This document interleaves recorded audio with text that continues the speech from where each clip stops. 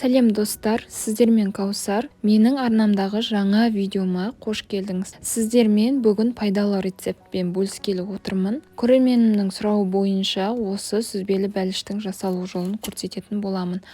Видео барысында сіздерге кішігірім өтінішім бар. Егер арнама жазылмаған болсаңыз, осы подписация батырмасын басып, қолдап жіберсеңіз қуанамын.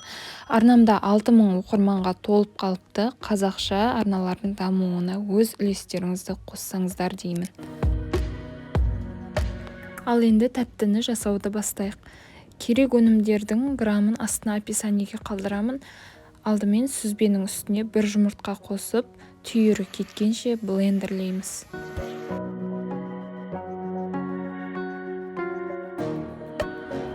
Бізде осындай консистенция шығуы керек.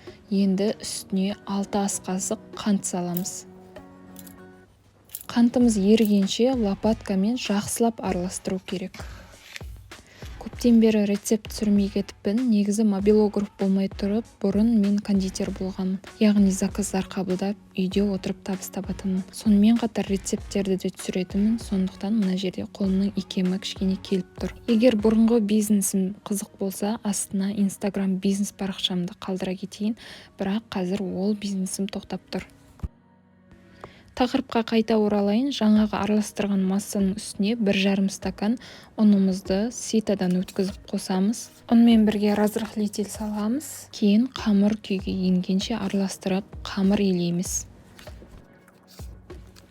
Ең соңында үстіне жұмсақ үй температурасындағы сары майды салып, жақсылап май сіңгенше қамырды илеуді жалғастырамыз.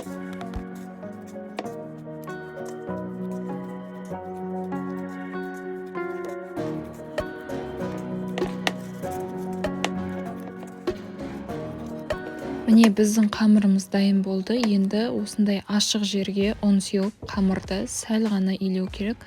Кейін 6-ға бөліп, шарик тәрізді формаға келтіреміз.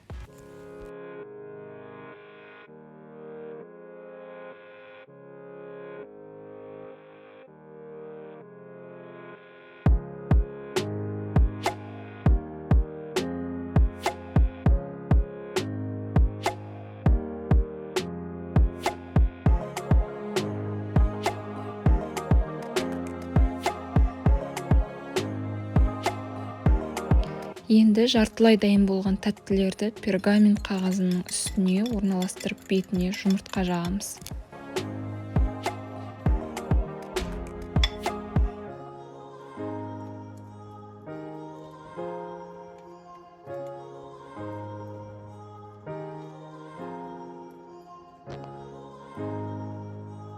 Енді осыны қызып тұрған 180 градус пеште 25 минуттай пісіріп аламыз. Міне біздің тәттілер дайын болды. Сіздер бұны не дейсіздер білмеймін, бірақ мен өзім сүзбелі бәліш деп кеттім. Әсіресе сүзбені жақсы көретін адамдарға бұл 100% ұнайды деген сенімдемін. Білесіздер, сүзбе кальцийге бай. Сондықтан сүзбе жақсы көрмейтіндерге де бұл ұнауы мүмкін. Өте тез дайындалады. Кейде шаймен бірге тәтті жегіміз келеді ғой. Сол кезде өте керемет идея деп ойлаймын. Жасап көріңіздер. Бір жасағанда шығатынына сенімдімін. Өткен жолы шортс қысқа видеомда осындай пікір келген соң рецепт шығаруыма тура келді. Тіпті ол кезде өзім қолдан жасаған творогпен алғаш рет жасаған болатынмын. Ол кездегісі де осындай әдемі, дәмді болған.